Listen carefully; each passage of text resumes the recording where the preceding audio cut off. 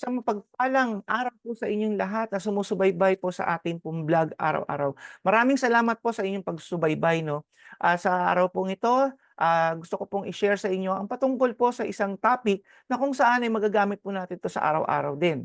So, alam niyo po ba kung saan natin makikita ang tunay na pag-asa na kailangan natin sa buhay? Kasi po, alam niyo po marami pong sa panahon natin ngayon ang inaatake po ng anxiety, marami pong nade-depress sa araw na 'to 'no, sa panahon na 'to. So, paano ba tayo magkakaroon ng pag-asa? Isang trivia po, alam niyo po ba na puwede tayong mabuhay ng 40 araw ng walang pagkain? Yes po, puwede tayong mabuhay ng 40 days ng walang pagkain po. Puwede din tayong mabuhay ng 3 araw ng walang tubig. Puwede tayong mabuhay ng 8 hanggang 10 minuto ng walang hangin. Pero hindi natin magagawang mabuhay ng walang pag-asa sa ating buhay. 'Yan, kung wala tayong pag-asa nakikita, mahirap mabuhay. Kaya madami sa panahon natin ngayon nagpapakamatay, 'di ba po, inaatake ng anxiety, ng depression, at ang nangyayari pa nga po diyan pumupunta ng psychiatrist, 'di ba, psychology. So marami pong mga doktor na silang pinupuntahan, umiinom ng mga gamot na kung saan ay dahil nga po sa depression po nila. So, mga kasama, mga kapatid, kailangan po natin makita ang source ng ating pong pag-asa. Kasi nga sabi doon, hindi tayo pwedeng mabuhay ng walang pag-asa sa ating pong buhay ngayon. So gusto ko pong basahin sa inyo ang Romans 15:13. Sabi dito, "May God, the source of hope, fill you with joy and peace through your faith in Him. Then you'll overflow with hope." So ang Diyos po ang ating pag-asa. So marami po kasi tayong mga iniisip, marami tayong mga problema sa buhay, marami tayong worries of life at minsan wala na tayong makitang pag-asa doon na paano natin masusolusyunan yung mga 'yan. So, sabi nga po dito sa Romans 15, ang Diyos po ang source ng ating hope. So, in Psalms 52 verse 9 po, "In your name I will hope, for your name is good."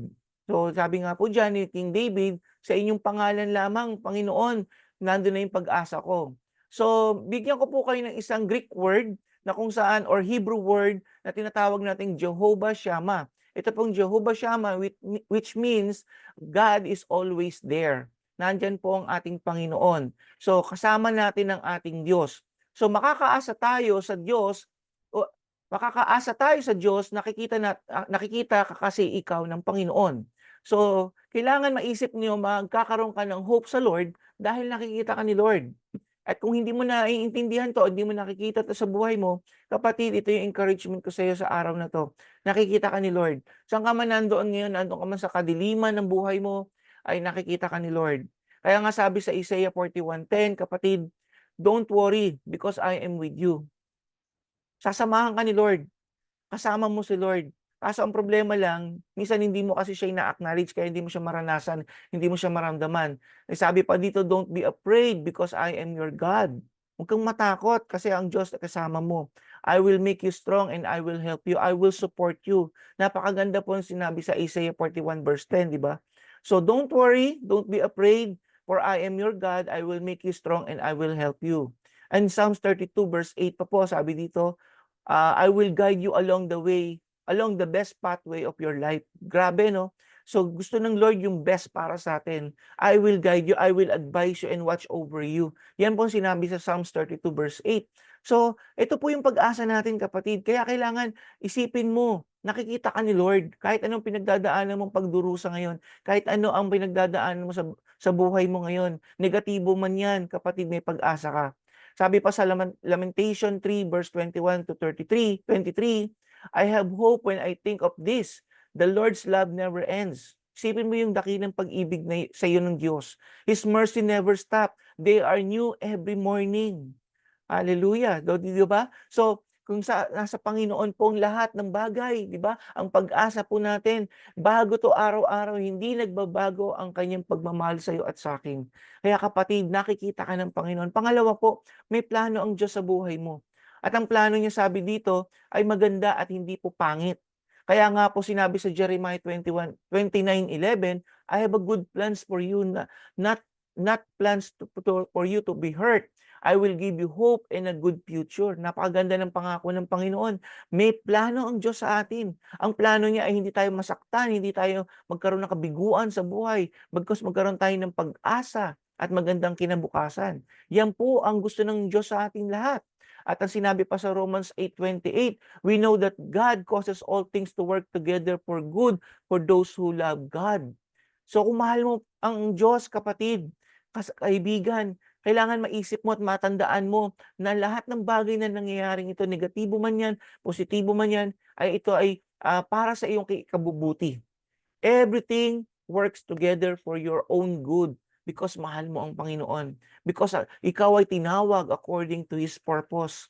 Hallelujah. Kaya kapatid, huwag kang kalimutan mo na yan. Talikuran mo yung mga problema mo. Talikuran mo yung mga bagay na nagpapabigat sa'yo sapagkat sa Diyos lamang ang ating pag-asa.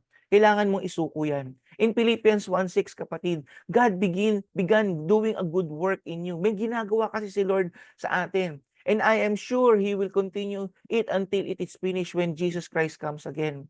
So ang pagdating ng Diyos, hindi po yung physical ng pagdating ng Panginoon. Ngayon po dumating na ang araw ng kaligtasan mo, kapatid.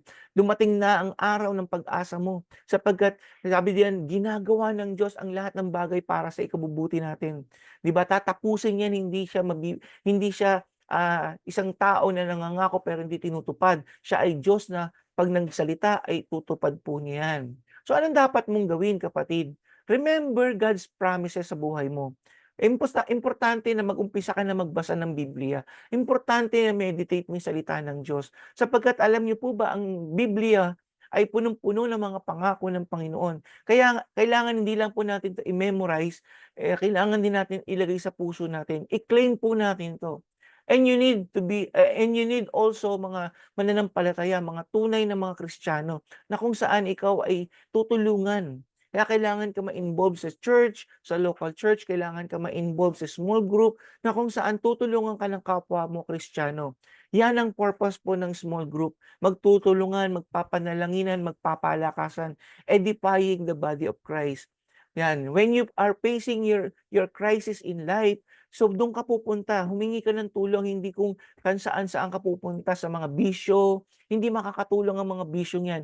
Hindi makakatulong ang mga paglayo mo sa Panginoon. Kailangan lumapit ka sa Panginoon. Muli kang lumuhod, humingi ka ng awa sa Panginoon, tanggapin mo ang Panginoong Hesus, ay acknowledge mo siya sa buhay mo. At kapatid, bibigyan ka ng pag-asa ng Panginoon sapagkat ang kanyang pagmamahal ay babalot sa iyo. At doon sa pagmamahal niya, mararamdaman mo, mararanasan mo, makikita mo ang mga himala sa buhay mo. Kaya kapatid, ang challenge ko sa iyo, kung saan ka man naroroon ngayon, nasa ibang bansa ka man o nandito ka sa Pilipinas, kapatid, tandaan mo ang pangako ng Diyos, hindi magbabago yan.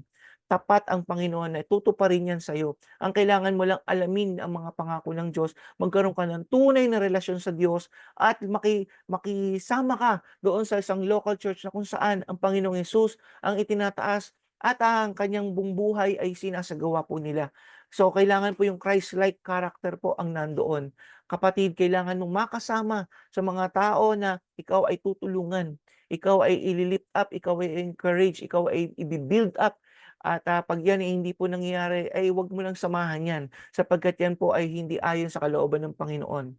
So kapatid, I hope ito pong ating mensahe sa umagang ito ay makatulong sa iyo na ikaw man ay may pinagdadaanan, tandaan mo nakikita ka ng Panginoon at grabe yung pagmamahal niya sa'yo sapagkat may plano siya sa buhay mo. Wala pong taong nagmahal ng walang planong maganda sa kapwa niya, 'di ba? So meron pong nagnanais gumawa ng masama pero 'pag ikaw ay nagmamahal, magaganda ang iyong plano. Kaya sa ating Panginoon, mahal na mahal po niya tayo. Kaya hindi niya tatanggalin ang paningin niya sa'yo. Ang kailangan mo lang ay lumapit sa kanya, humingi ka ng tulong, at ang pag-asang yan ay makikita mo lamang sa ating Diyos. So salamat po sa iyong pakikinig, salamat po sa iyong pagsubaybay sa itong vlog pong ito. I hope na ito po ay makatulong, maka-encourage sa iyo. Kapatid ka, ang nais ko lamang po i-share mo, i-like mo ito upang marami pa pong makakita o makapakinig ng mga mabuting balita ng Panginoon. So tayo po'y manalangin bago tayo maghiwa-hiwalay. Salamat po aming Amang Diyos sa isang encouraging word po ninyo sa amin. At tunay nga Lord God, tulungan niyo po kami na maisabuhay po namin 'to, na ikaw lamang ang aming pag-asa. Dumadanas man kami ng kanumang kahirapan, ngunit may pag-asa kami sa iyo, Panginoon. Kaya po ina-acknowledge namin ang inyo pong kapangyarihan sa buhay po namin. Tinatanggap kita, Panginoong Hesus, Diyos bilang aking Panginoong tagapagligtas. At sa araw na ito, Lord, binibigay ko sa iyo ang aking buhay. Ikaw lamang ang aking pag-asa, ikaw lamang ang aking tulong. Nakikita mo ako't minamahal at ang inyong plano po sa buhay ko ay tunay ngang magaganap ito. Kaya po, Lord, tulungan niyo po ako maging bahagi ng isang community, Panginoon, ng inyong mga anak. Sinasamba kita at pinupuri, Panginoon, sa tunay nga, Lord God, pagpalain niyo ang lahat ng nanonood ngayon, ang lahat ng sumusubaybay, Panginoon, at makaranas mo sila ng pagmamahal mula sa iyo, O God. Sa pangalan ng Panginoong Hesus, Lord. Amen and amen. So God bless you and see you po sa susunod na araw po. Have a good day po.